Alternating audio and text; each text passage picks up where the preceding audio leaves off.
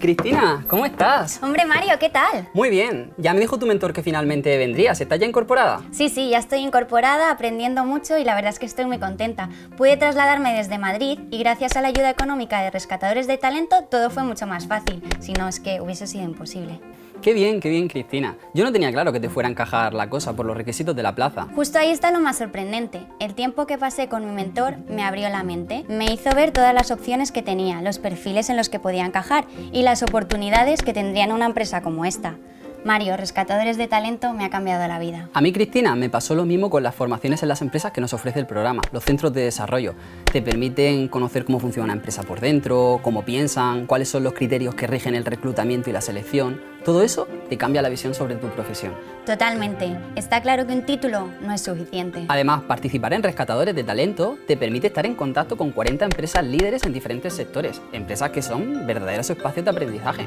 Y con una comunidad de jóvenes como nosotros, inquietos, dinámicos, motivados, con ganas de hacer networking, de crecer profesionalmente y de cambiar el mundo. Cada día surgen nuevas profesiones, nuevos perfiles y estar en Rescatadores de Talento supone estar en primera línea de la transformación que está viviendo la sociedad, Cristina. Y es que todavía recuerdo el test de competencias que tuvimos que pasar para entrar en el programa. Solo eso ya merece la pena como experiencia de autoconocimiento. Por no hablar de las formaciones online de las propias empresas a las que tenemos acceso, de los centros de desarrollo, del mentoring personalizado con profesionales en activo. Y la agenda de contactos que acabas haciendo durante tu paso por el programa. Para gente como yo, que no tiene conexión con el sector, no tiene precio. ¿Quién me iba a decir a mí, Cristina, hace un año que iba a acabar trabajando de lo mío en una empresa como esta, que además invierta aún más en mi formación?